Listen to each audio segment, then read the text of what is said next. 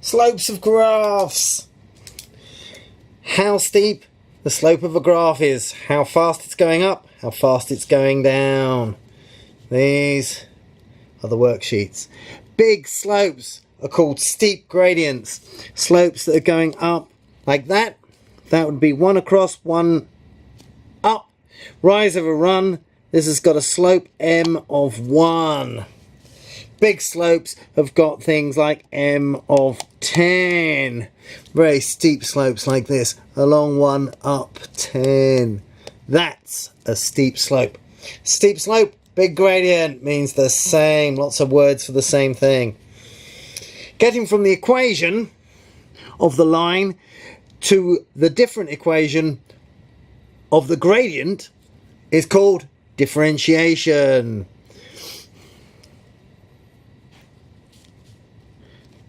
Differentiation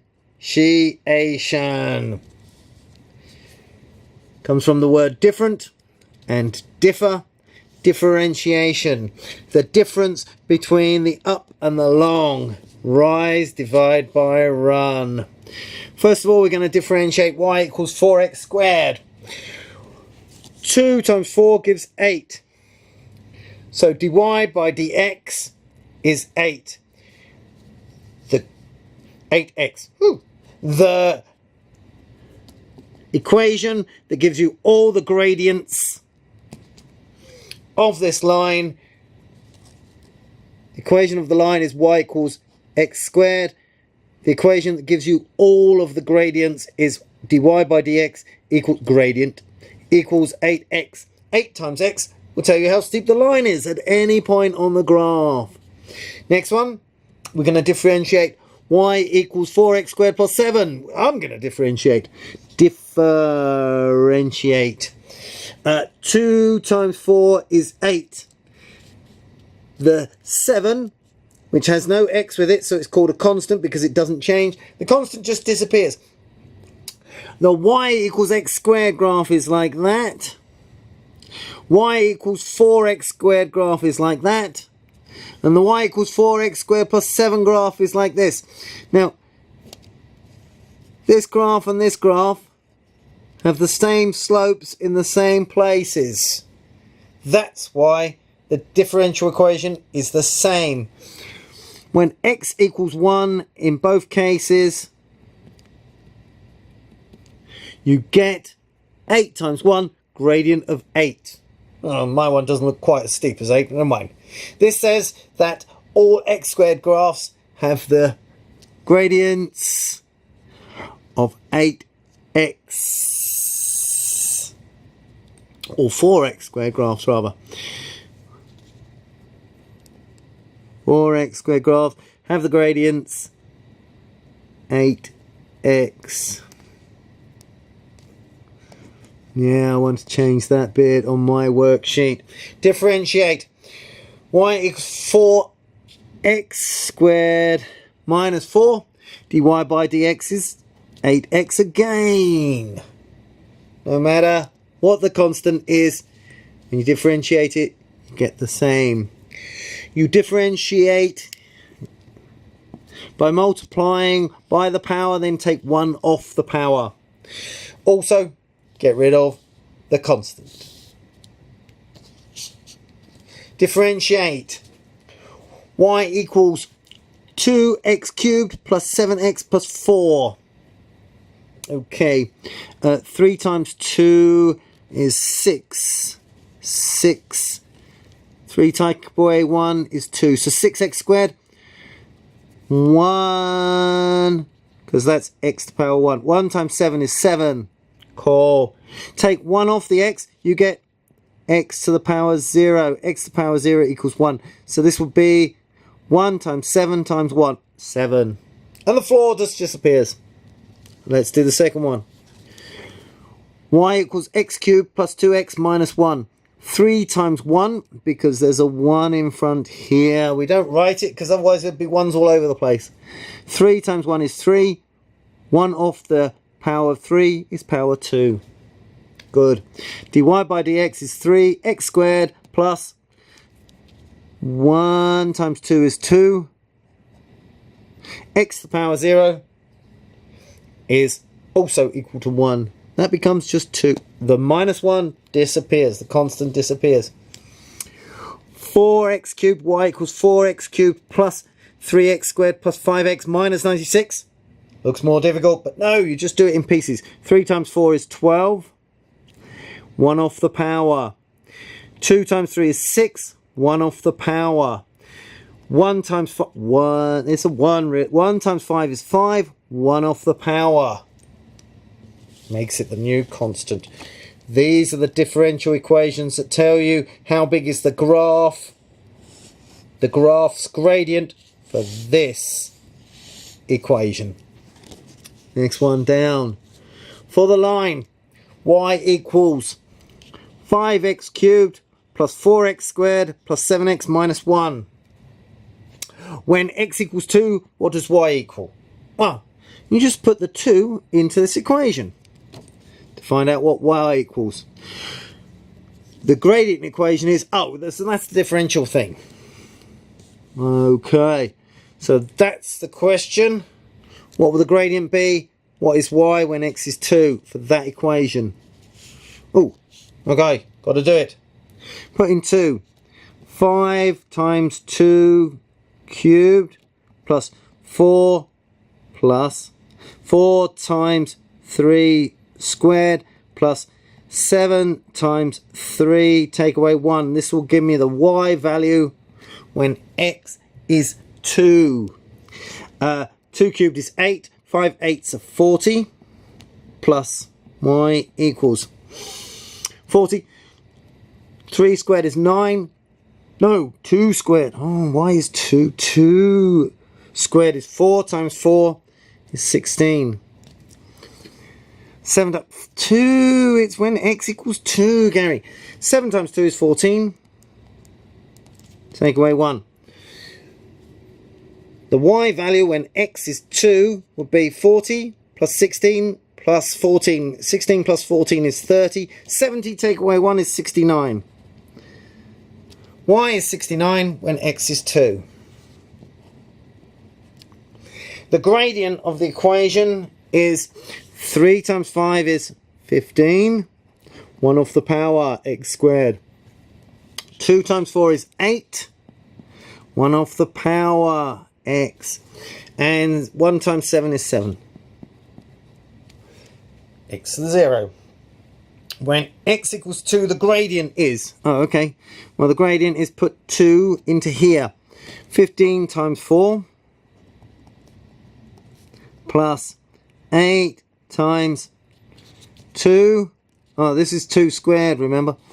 Plus 7. 4 15s are 60. So 60 plus 16 plus 7. 76, 83. 83. Okay, that was pretty tough. Integration is differentiation backwards.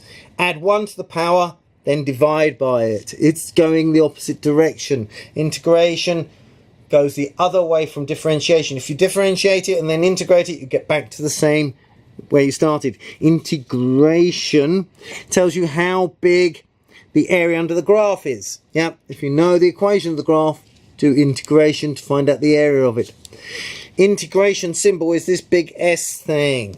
It tells you the area under the graph. So we go backwards. When we were differentiating going this way, we would do 2 times 4 gives me the 8 and 1 off the power. Integrating is going backwards. So you add 1 onto the power, so that becomes 2, and divide by it.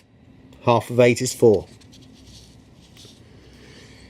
Question A shows that it could have been 4x squared or 4x squared plus 7 or 4x squared minus 4. You don't know what the constant is. When you integrate to find the area under a curve, there's the constant. You don't know how big it was until you have more information. And that's why we add a c. So when you differentiate 8x, you know it's 4x squared plus c, some constant. Just like up here in question A, different constants, that's a zero constant, gave you the same integral. So when it's the same differential. So when you're integrating, you don't know what this constant's going to be. That's why we add C. Let's have a look. Question A. It could have been a +7, a -4, or a zero constant. When you integrate, the constant is unknown. So we write 8x squared gives y equals 4x squared plus c. 3x squared gives x cubed plus, well, c. Again, to check your integration, do the opposite, do in differentiation. 3 times 1 gives you 3. 1 off gives you the squared. To check your integration, differentiate it back to the question. We don't know the constant c, but we must write it in. Differentiate. Y equals 3x squared plus 1. So here we go. dy by dx equals the little difference in y and the little difference in x. It's the same as rise over run. This is dy, called the rise, and this is dx, called the run. Rise over run gives you the gradient number. dy by dx in this case, differentiation, so 2 times 3 is 6, then take 1 off the power. That's the answer. Constant disappears. What is the slope of y equals, put that there, y equals 3x cubed plus 4x squared plus 5 when x equals 2. Okay, right. Differentiation first. Then we'll put in the 2. Differentiate this thing. 3 times 3 is 9, take 1 off the power. 2 times 4 is 8, take 1 off the power. And that 5 constant disappears. So when x equals 2, we've got 9 times 2 squared plus 8 times 2. 2 squared is 4, 9 fours. 9 times 4 is, my brain goes blank. 10 times 4 is 40. 9 times 4 is 36 plus 16. So the answer to this question is 42. Tick. Okay, next one. Integrate y equals 3x cubed plus 8x plus 4. Then differentiate to check your answer. You won't get the 4 back. Right. Integrate. 3x cubed plus 8x plus 4 equals, oh, we should put dx to show that we're doing integration, equals. Okay, so integration is the opposite of differentiation. First of all, you add 1 to the power, and then you divide, add 1 to the power, so it's going to be x to the 4, and you divide the number in front. Okay, x to the 1 plus 1 is x squared, so 8 over 2x squared. Now this is worth x to the 0. X to the 0 is 1. Add 1 to it, so we've got, oh, plus there, plus 4x, which gives me 3/4 x to the power 4 plus 4x squared plus 4x. Now if I differentiate this, I should get back to the original question. Let's see. Times it by 4. 3/4 times 4 will give me 12 over 4 x cubed plus 2 times 4 is 8x plus 1 times 4 is 4. 12 divided by 4 equals 3x cubed plus 8x plus 4. Is that the question we started with? It is! Big smiles. Good. My name's Good Luck Gary. I'm a teacher in the international schools in Hong Kong. This is my card. It tells you how to get in contact with me if you need me to help you as a tutor in the evenings or on Saturdays especially if you live in mid-levels in Hong Kong. Get your mum to send me an email, goodluckgaryhk@gmail.com, or my phone number is 980 68 342. Go!